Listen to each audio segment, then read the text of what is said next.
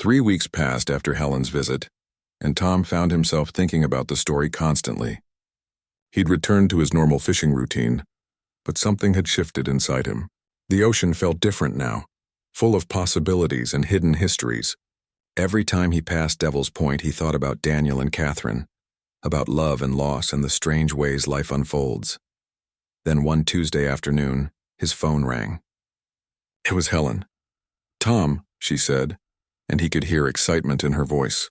"I've been thinking about what we should do, and I've talked to my siblings and my children. We want to create something to remember this story, but I need your help." "What did you have in mind?" Tom asked. "A memorial," Helen said, "at Devil's Point where you found the shell. A plaque or marker of some kind honoring Daniel and my mother. But I want to do more than that. I want to tell their story properly. Would you help me organize something? Maybe a small ceremony?" Tom felt his heart lift. "I'd be honored." Over the next few weeks, Tom and Helen worked together planning the memorial. Helen contacted the local historical society, which agreed to help fund a bronze plaque. She reached out to the local newspaper, which ran a story about the discovery of the letters. The story caught people's attention, and soon the local veterans organization reached out, wanting to participate in honoring Daniel's service. Tom found himself busier than he'd been in years.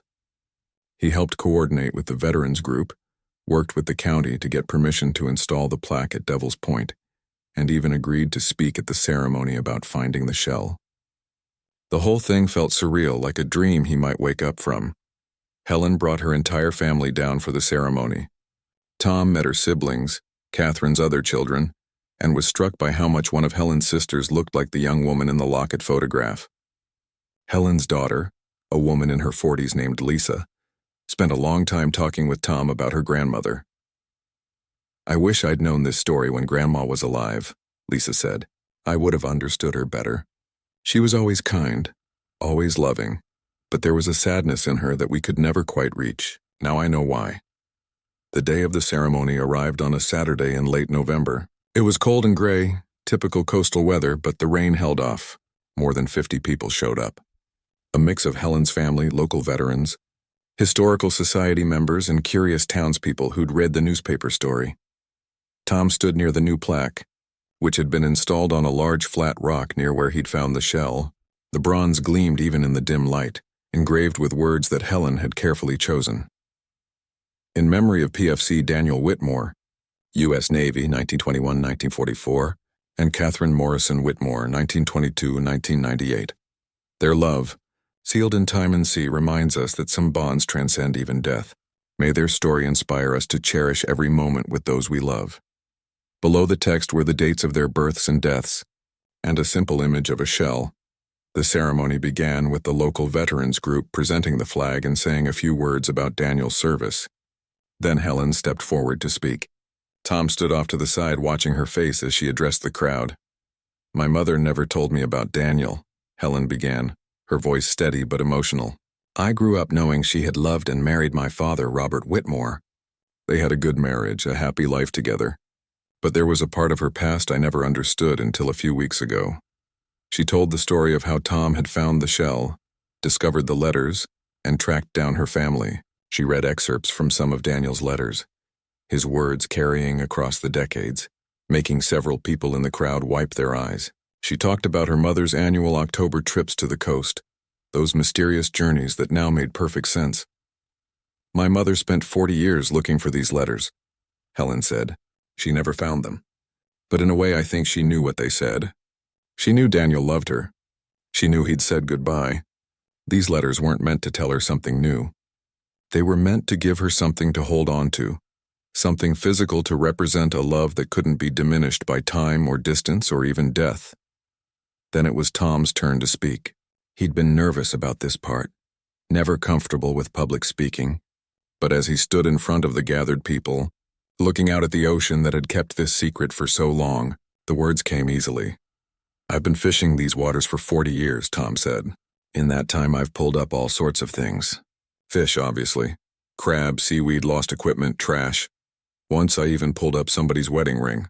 But I never pulled up anything like that shell. When I opened it and found those letters, I knew I was holding something precious, something that deserved to be honored. He talked about reading the letters feeling like he was intruding on something private, but knowing that these words needed to be shared. He talked about the research, finding Helen, the moment when all the pieces came together. Daniel Whitmore loved Catherine Morrison with everything he had, Tom said, and she loved him the same way. They got 6 months together before the war took him away, but those 6 months shaped the rest of Catherine's life. She married Daniel's brother, Robert, and by all accounts they had a wonderful life together. But a part of her heart stayed here, at Devil's Point, waiting for a message from the man she'd loved first. Tom paused, looking at the faces in the crowd, young and old, family and strangers, all connected by this story. I think about my own wife sometimes, Tom continued, his voice softer now. Lucy and I had 42 years together before cancer took her. When she died, I thought that was too short. I wanted more time. But Daniel and Catherine got 6 months, and somehow, that love lasted a lifetime. It reminds me that it's not about how much time you get. It's about what you do with the time you have. After Tom finished speaking, Helen's youngest brother, Paul, played taps on a trumpet. The sound echoed across the rocks and water, haunting and beautiful. Then everyone took turns placing flowers near the plaque, a tradition Helen had suggested. Tom watched as 3 generations of Catherine's family paid tribute to a woman and a love story most of them had never known about until recently. After the ceremony, people lingered, talking in small groups, looking at the plaque, taking photos. Several veterans came up to Tom to thank him for honoring Daniel's memory. A few young people asked him questions about the letters, clearly moved by the story. Helen found Tom standing alone near the water's edge, watching the waves. She came and stood beside him, not saying anything for a moment. "Thank you," she finally said, "for all of this. For finding the shell, for finding me, for helping make today happen." "I should be thanking you," Tom replied.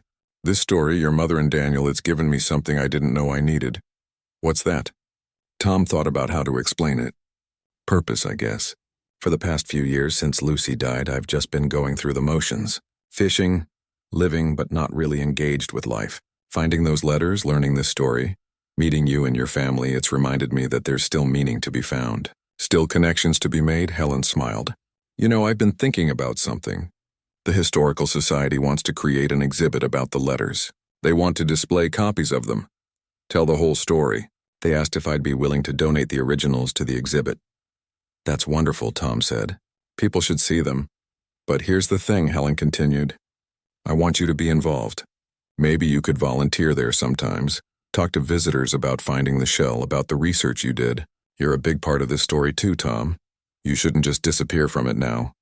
Tom hadn't considered that. The idea of working at the Historical Society, sharing this story with others, appealed to him more than he expected.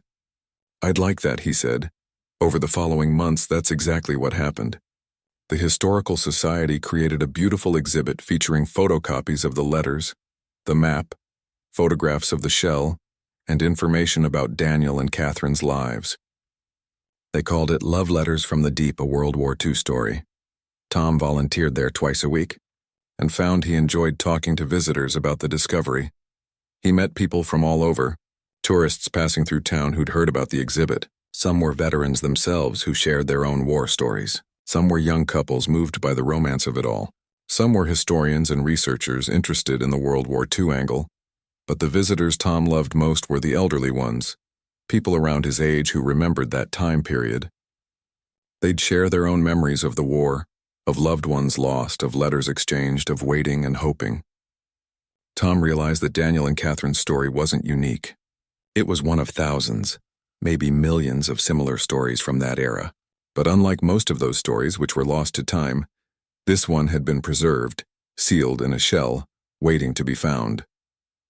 Tom and Helen became close friends. She visited regularly, sometimes bringing her children and grandchildren. Tom taught her granddaughter how to identify different types of shells, just like he'd taught his own granddaughter years ago. The families grew connected through this shared history. One afternoon, about a year after finding the shell, Tom was at the Historical Society when a man in his 80s walked into the exhibit.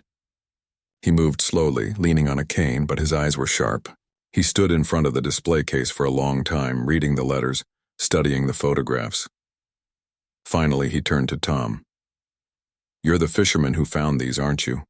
I recognize you from the photos, Tom nodded. Yes, sir. I found the shell last October. The old man was quiet for a moment. I knew Daniel Whitmore.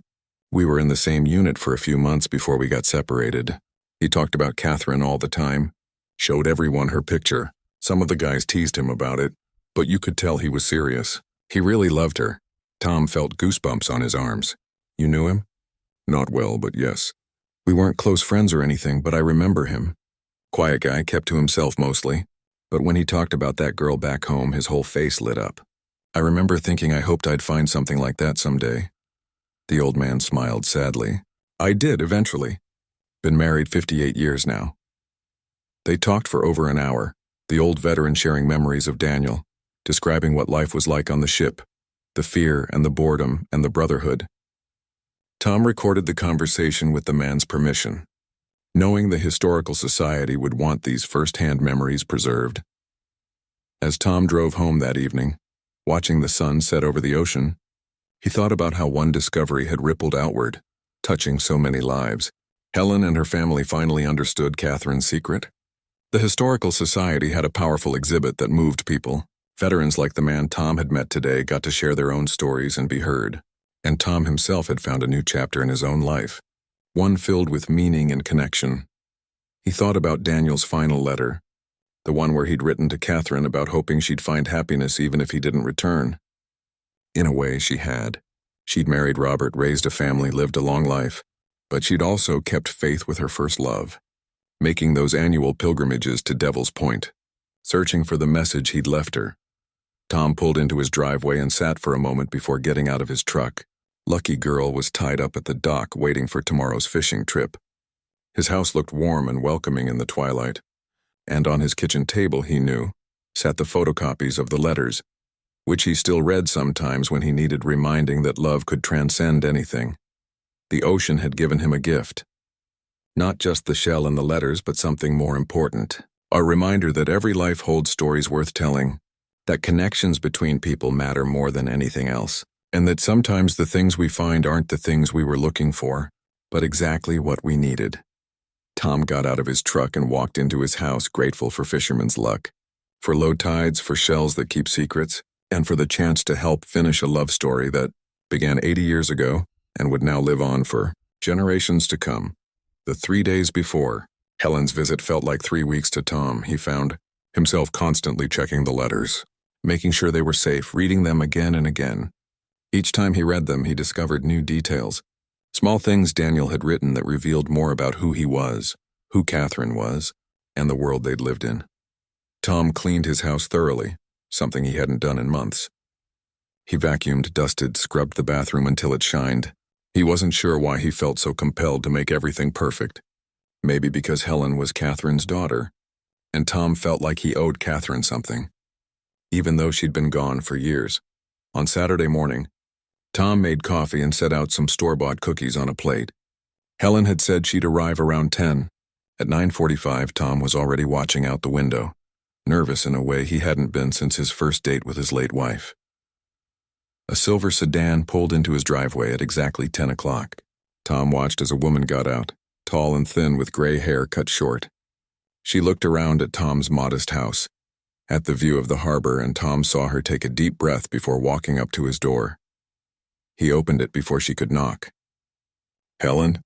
"Tom," she said, extending her hand. Her grip was firm, but he could feel her hand trembling slightly. "Thank you for contacting me. I've been thinking about nothing else since your call." Tom led her inside and they sat at his kitchen table, the same table where the letters were still spread out. Helen's eyes went to them immediately and Tom saw her breath catch. "Is that them?" she asked softly. "Yes," Tom said. "I haven't read all of them to you yet, but I've read them all. Helen, your uncle loved your mother very much." Helen reached out slowly as if the letters might disappear if she moved too fast. She picked up the first one, the one dated March 1943, and began to read. Tom sat quietly, giving her space. He'd made fresh coffee and he poured them both a cup, but Helen didn't touch hers. She was completely absorbed in the letters. Tom watched her face as she read, saw the emotions play across it. Surprise, sadness, wonder, pain. Sometimes she'd smile at something Daniel wrote. Sometimes her eyes would fill with tears. She read for nearly an hour before looking up at Tom. "I never knew," she said, her voice thick. "I never knew any of this. My mother married my father in 1947. I was born in 1948. Growing up, I always wondered why she seemed sad sometimes, why she'd get this faraway look in her eyes. My father was a good man, don't get me wrong. He loved her, and I think she loved him too, but it was different somehow." She picked up the locket, opened it, stared at the two faded photographs inside. "This is my mother. She looked exactly like this in her early photos, and this must be Daniel." She traced the outline of his face with her finger. "I have a picture at home, a family photo from before the war. Daniel is in it. He looks just like this, just a bit younger maybe." Tom leaned forward. "Your mother went to the coast every October, you said?" Helen nodded. "Every year, like clockwork. She'd pack a small bag, drive down by herself, and spend the day walking along the beaches and rocky areas. She'd come home tired, sometimes with her shoes all muddy, but she never explained why she went. When I was little, I asked if I could come with her once, and she said it was something she needed to do alone. After a while, we all just accepted it. That was Mom's October trip. We didn't question it. She was looking for the shell," Tom said gently. Daniel told her in his last letter where he'd hidden it.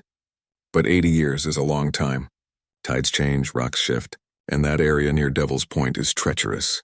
I'm not surprised she never found it." Helen set down the locket and picked up another letter, one of the later ones. As she read, tears started rolling down her cheeks. He knew he wasn't coming back. You can feel it in these words. He was preparing her for it. Yes, Tom agreed. The last letter especially. He was saying goodbye. They sat in silence for a while, Helen reading more of the letters, Tom sipping his coffee and looking out the window at the gray sky. Finally, Helen spoke again. "My father never talked about Daniel much. I knew he'd had a younger brother who died in the war, but Dad would get quiet if anyone brought it up. Now I understand why. He married his dead brother's fiancée. That must have been complicated. Tom had been thinking about this too.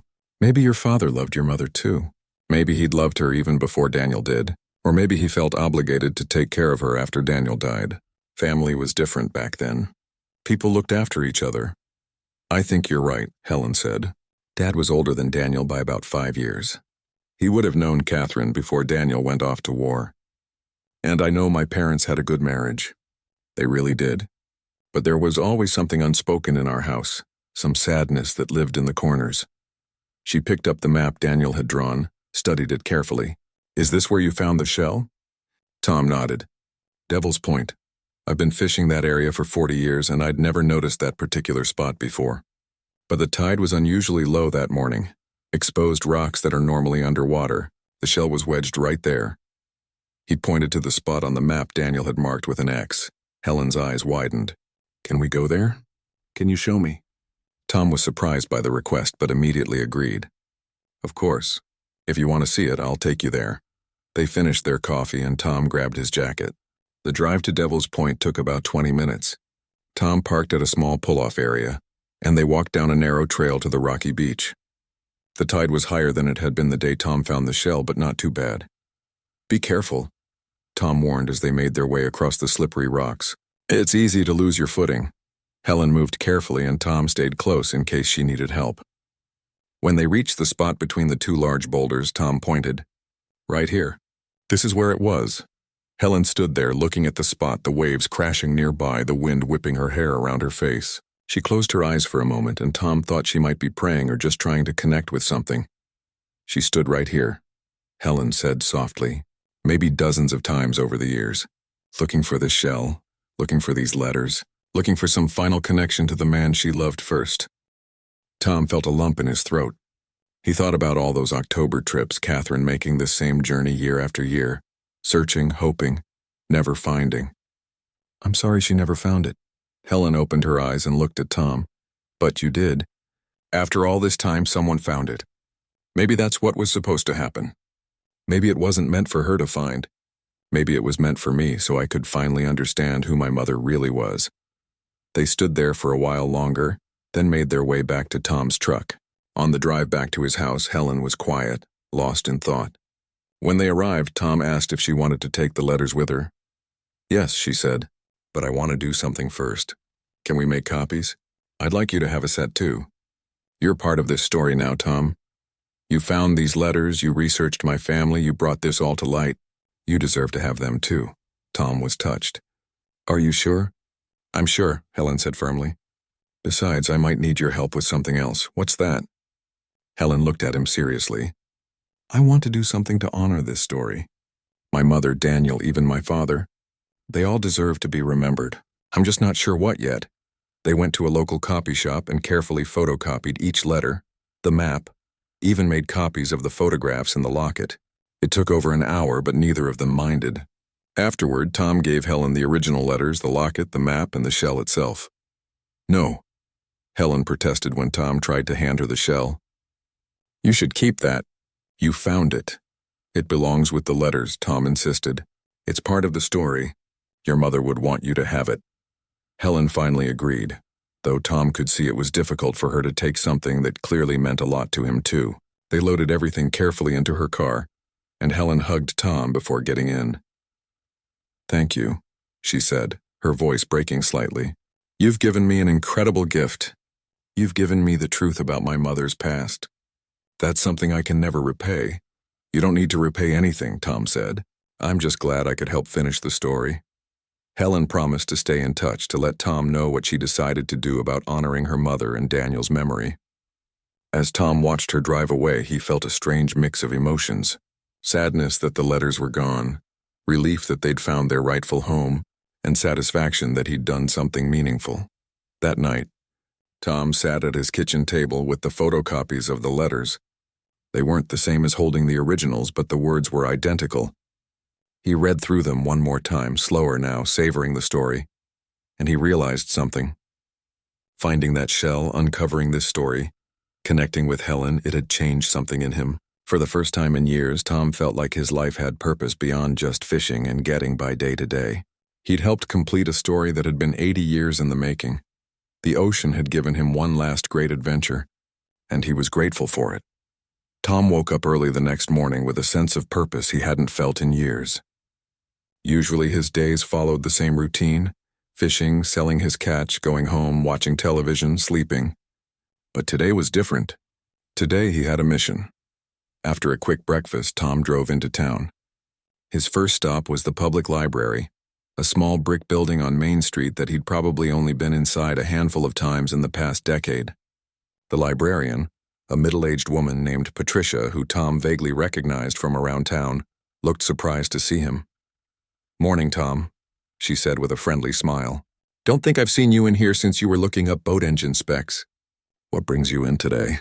Tom hesitated, not sure how much to explain. I'm trying to find information about someone who lived here during World War II. A naval serviceman named Daniel Whitmore, and a woman named Catherine Morrison. Would you have any records from that time period? Patricia's eyes lit up with interest. World War II records? Sure, we have quite a bit, actually. Local newspaper archives, census records, some military information. Let me show you what we have. She led Tom to a back room where old newspapers were stored on microfilm. Tom hadn't used a microfilm reader in probably 30 years, but Patricia patiently showed him how to work the machine. She also brought him a stack of local history books and a binder containing lists of area residents who had served in the military. This might take a while, Patricia warned him, but if these people lived here during the war, there should be something. People in small towns got documented pretty well back then, especially servicemen. Tom thanked her and settled in at the microfilm reader. He started with 1943, scanning through local newspaper editions looking for any mention of Daniel Whitmore. His eyes grew tired after the first hour, the tiny text on the screen blurring together. But he kept going. Finally, in a May 1943 edition of the local paper, he found something. A small article in the community news section. Local man enters naval service. The brief write-up mentioned that Daniel Whitmore, son of Robert and Margaret Whitmore of Cedar Street, had enlisted in the United States Navy and was currently in training. The article wished him well and expressed the community's pride in his service. Tom's heart beat faster. This was him. This was Daniel. The article didn't mention Catherine, but at least now Tom knew Daniel was from here. From this very town. He kept searching. A few months later, he found another mention. A list of local servicemen stationed overseas. Daniel Whitmore was listed among them. And then in September 1944, Tom found what he'd been dreading. A small obituary-style notice. Local servicemen missing in action. The article was short, formal. Private First Class Daniel Whitmore had been reported missing in action in the Pacific Theater. His ship had come under attack near Okinawa, and several sailors were unaccounted for. The Navy had not yet determined casualties. The article ended with condolences to his family. Tom leaned back in his chair, taking a deep breath. So Daniel had never made it home, just like the letters suggested. He'd died somewhere in the Pacific Ocean, probably never knowing that the shell he'd so carefully prepared would sit undiscovered for 80 years. But what about Catherine? Tom kept scanning through the newspapers, looking for any mention of Catherine Morrison. It took another hour of searching, but finally he found something. Not in the news section, but in the social pages. A wedding announcement from June 1947. Catherine Morrison to wed Robert Whitmore. Tom read the announcement twice to make sure he was seeing it right. Catherine had married someone named Robert Whitmore. Could that be a coincidence? Was Robert related to Daniel? The announcement gave some details. Catherine Morrison, local elementary school teacher, was engaged to Robert Whitmore, who had recently returned from military service. The wedding would be held at St. Paul's Church. Tom's mind raced. Robert Whitmore. The obituary for Daniel had mentioned his parents, Robert and Margaret Whitmore. Was this the same Robert? No, that wouldn't make sense. More likely, this Robert was related somehow. Maybe Daniel's brother? He searched for more information about Robert Whitmore and found a few mentions. Robert Whitmore had also served in the Navy during World War II, stationed primarily in the Atlantic. He'd returned home in 1946, and according to later newspaper mentions, he and Catherine had indeed gotten married and stayed in the area. Tom spent the rest of the morning at the library, piecing together what he could find. Catherine and Robert had lived in town for many years. Robert had worked at the lumber mill. Catherine had continued teaching until the 1980s. They'd had children, at least 3, based on birth announcements Tom found in the papers. But here's where the trail went cold. Tom couldn't find anything about Catherine after the early 1990s. No obituary, no mention of her in later papers. It was possible she and Robert had moved away, or maybe they'd passed and their deaths just weren't reported in the local paper. Patricia helped Tom search through phone directories and city records, but Catherine and Robert Whitmore weren't listed anywhere current. Either they'd moved or they were no longer alive. "I'm sorry I couldn't be more help," Patricia said as Tom prepared to leave. "But you know, if they had children, those children might still be around. Have you tried social media? My daughter's always telling me you can find anyone on Facebook." Tom thanked her and left the library, his head spinning with information. Back home, he sat at his kitchen table with his laptop. He wasn't great with computers, but he knew how to do a basic internet search. He typed in Robert Whitmore, Oregon, and started scrolling through results. Most of what came up wasn't relevant. Wrong Robert Whitmores, wrong locations. But then he found something interesting. A genealogy website where someone had posted a family tree, and there in that family tree were the names Robert Whitmore and Catherine Morrison, married in 1947. Tom clicked on the link, his hands shaking slightly. The family tree showed that Robert and Catherine had 4 children, 2 sons and 2 daughters, and one of the daughters, according to this tree, was named Helen Rodriguez, currently living in Portland. Tom stared at the name. Could this be real? Could he actually have found one of Catherine's children? He searched for Helen Rodriguez, Portland, Oregon, and found several social media profiles. One of them showed a woman in her 70s, with photos of grandchildren and posts about gardening and book clubs. Tom looked through her profile, trying to determine if this was the right Helen.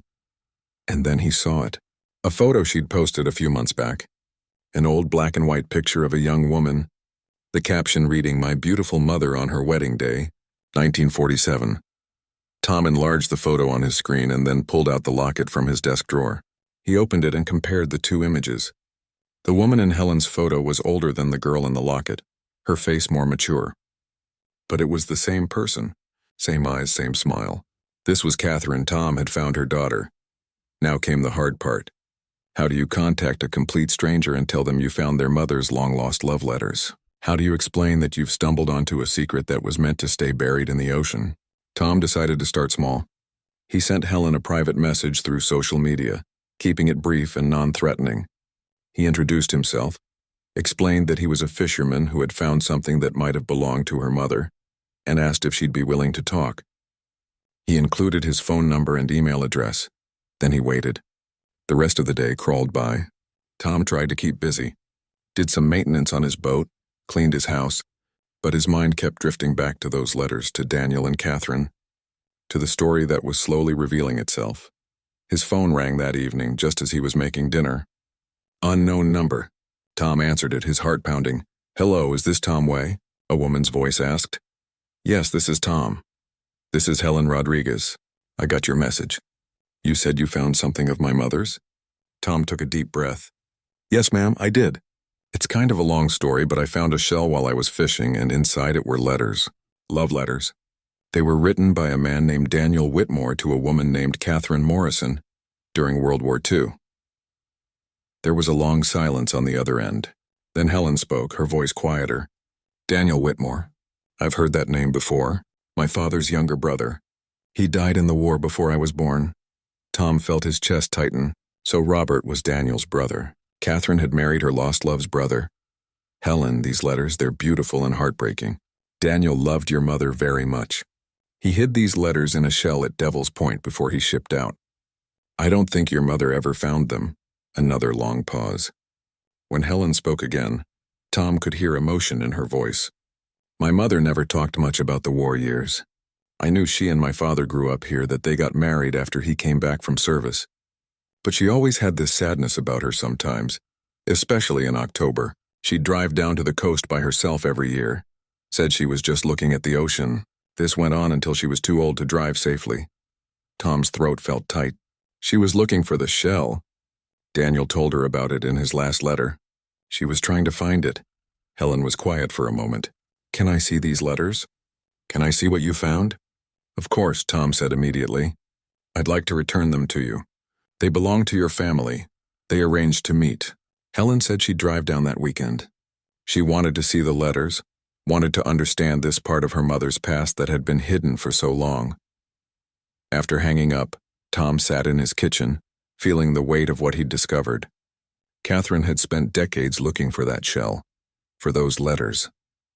She'd married Robert, raised a family, lived a good life from what Tom could tell, but part of her heart had remained at Devil's Point, waiting for a message that never came until after she was gone. Tom looked at the letters spread across his table, at the locket with its faded photographs. In 3 days, he'd meet Helen. He'd hand over these precious artifacts and tell her everything he'd learned. The story would continue even though its original authors were long gone. The ocean had given up its secret. Now it was up to Tom to make sure that secret honored the people who created it. Tom made himself a sandwich that evening but couldn't eat more than a few bites. The letters sat on his kitchen table calling to him. He'd spread them out carefully, organizing them by date as best he could. Some of the envelopes were too damaged to read, but most were intact enough. All of them were addressed to the same person, Miss Catherine Morrison, in handwriting that was neat and careful, the kind of penmanship they didn't teach anymore. He'd opened the first letter already, just to understand what he'd found. Now, sitting at his kitchen table with a fresh cup of coffee, Tom decided to read them properly from the beginning. He felt a bit like he was intruding on something private, but these letters had been sealed in that shell for 80 years. Whoever wrote them, whoever they were meant for, deserved to have their story known.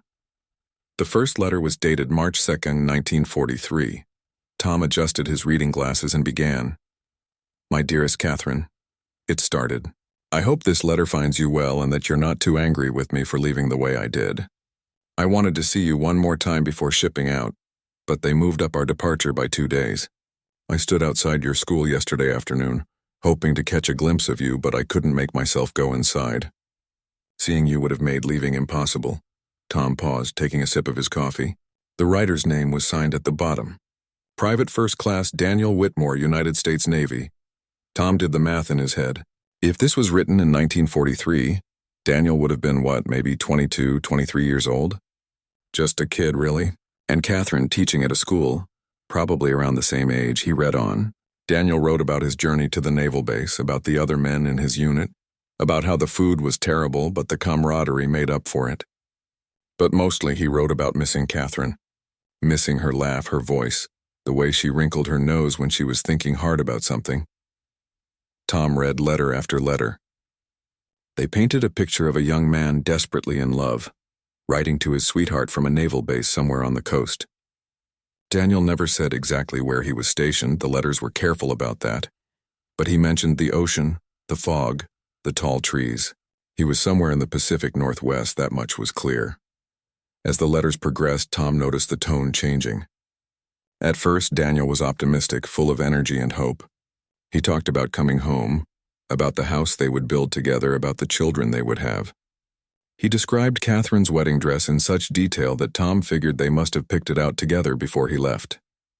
But as the months went on, the letters grew more somber. Daniel had seen combat. He never said where or what happened, but you could read it between the lines. The way he stopped talking about the future and started focusing on memories of the past. The way his handwriting got shakier in some letters, like his hands were tired or his mind was elsewhere. Tom found himself deeply moved by these letters from a man he'd never met, written to a woman whose face he'd never seen. There was something universal about it, something that transcended the decades. Love, fear, hope, loneliness. These were things that never changed, no matter what year it was. The later letters revealed more details. Daniel and Catherine had grown up in the same small town. They'd known each other since they were children, but hadn't fallen in love until Catherine came back from college to teach at the local elementary school. They'd had 6 months together before Daniel enlisted. 6 perfect months, he called them. One letter from June 1944 mentioned a plan. Daniel had a week of leave coming up and he was going to come home. They were going to get married at the courthouse, have a small celebration, and then he'd have to return to duty. Tom's heart sank as he read the next letter, dated 2 weeks later. The leave had been canceled. Daniel was being shipped out to the Pacific Theater. He didn't know when he'd be back. That's when Tom found the letter that explained everything. It was dated August 10, 1944, and it was longer than the others, written on both sides of 2 pieces of paper.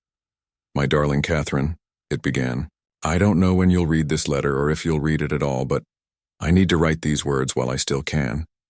We ship out tomorrow for somewhere I can't name, and I have a feeling in my gut that this mission is different from the others. I felt scared before, but this is something else." Tom's hands trembled slightly as he continued reading. "I've done something that might seem strange, but I need you to trust me. Do you remember that giant shell we found that day at Devil's Point? The one that was too big to carry back, so we left it wedged between those rocks? I went there yesterday during my liberty. I sealed all of your letters to me inside that shell, along with my letters to you, the ones I wrote but never sent because they were too honest, too raw. I put your locket in there too, the one with both our pictures, and I drew a map showing exactly where the shell is hidden." Tom set the letter down for a moment, his heart racing. This was it. This was the explanation. Daniel had deliberately hidden these things in the shell, creating a time capsule of their love. He kept reading. "If I make it back, the first thing I'll do is retrieve our shell. We'll read these letters together and laugh about how worried I was. We'll take that locket to our wedding just like we planned. But Catherine, if I don't come back, I need you to know that you were the best thing that ever happened to me. 6 months with you was worth more than a lifetime with anyone else." The letter went on. Daniel describing his hopes and dreams, his fears about the war, his absolute certainty that loving Catherine was the most right thing he'd ever done in his life. He told her not to wait for him if he didn't return, to find happiness, to live a full life. But he also told her about the shell, about where it was hidden in case she ever wanted to find it. Tom had to stop reading. He took off his glasses and rubbed his eyes. The night had grown dark outside his kitchen window and he hadn't even noticed. He got up, walked around his small house, trying to process what he'd discovered. This wasn't just some old letters. This was somebody's entire life. Their hopes and dreams and love sealed up and hidden away. And somehow 80 years later, Tom had found it. He returned to the table and picked up another letter. This one was different from the others.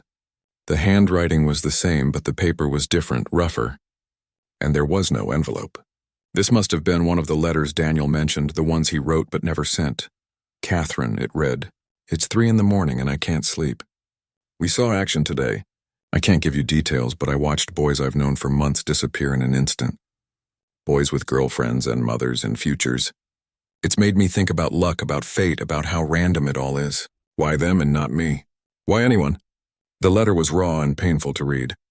Daniel wrote about his fear, about the nightmares, about how he sometimes couldn't remember what Catherine's voice sounded like, and that terrified him more than the combat did. These were things he'd never put in his regular letters, the ones he actually mailed. These were his real thoughts, unfiltered. Tom read several more of these unsent letters. They showed a side of Daniel that the regular letters hid. The doubt, the trauma, the way war was changing him. But through it all, Catherine remained his anchor, his reason to survive. The last letter in the pile was dated September 3, 1944. It was short. Catherine, if you're reading this, then I didn't make it back. I'm sorry. I'm so sorry. I wanted to give you everything. I wanted to grow old with you, to build that house by the water, to watch our children chase waves on the beach. I wanted 50 years with you, and all I got was 6 months. But what a 6 months it was. Thank you for loving me. Thank you for being you. Find the shell, read these letters, and then move on. Be happy, that's all I want now. Your love was the last good thing I knew in this world. Love always, Daniel. Tom sat back in his chair, emotionally exhausted. The clock on his kitchen wall said it was past 11. He'd been reading for hours. He looked at the pile of letters, at the tarnished locket, at the hand-drawn map. And he knew he couldn't just let this story end here. Daniel had obviously never retrieved the shell, which meant he probably never came home from the war. But what about Catherine? Did she ever find the shell? Did she know Daniel had hidden their letters there? Did she wait for him? Did she move on? Tom picked up the locket and carefully opened it. Inside were 2 small photographs so tiny and faded that Tom had to hold them under the lamp to see clearly. On one side was a young man in a naval uniform, dark hair, serious eyes, a slight smile. Daniel. On the other side was a young woman with soft features, light hair pinned up, eyes that seemed to be laughing at something just outside the frame. Catherine. They looked so young, so full of life. Tom thought about his own late wife, about the years they'd had together. 42 years of marriage before cancer took her. He'd thought that was too short, had raged against losing her. But at least he'd had 42 years. Daniel and Catherine got 6 months and then nothing. Tom made a decision right then. He was going to find out what happened to these people. He was going to finish their story one way or another. He owed them that much. The ocean had kept their secret for 80 years and had chosen to give it to him. There had to be a reason for that. He carefully gathered up all the letters, put them back in the oilskin pouch, and set everything in a safe place. Tomorrow he'd start looking for answers. Tomorrow he'd begin the search for Catherine Morrison and Daniel Whitmore. But tonight Tom just sat in his quiet kitchen, thinking about love and loss and the strange ways that time works. Somewhere out there, 2 young people had loved each other with everything they had. Their story had been lost to history, sealed in a shell, hidden in the ocean. Until now, the old fisherman had seen just about everything the ocean could throw at him. 40 years of waking up before dawn, heading out into those cold waters and pulling up whatever the sea decided to give him that day. At 73 years old, his hands were rough as tree bark, his face weathered by salt and wind, and his back complained every time he bent to lift the crab pots. But he loved it. Loved the smell of the sea, the sound of waves against his boat, the simple rhythm of a life spent on the water.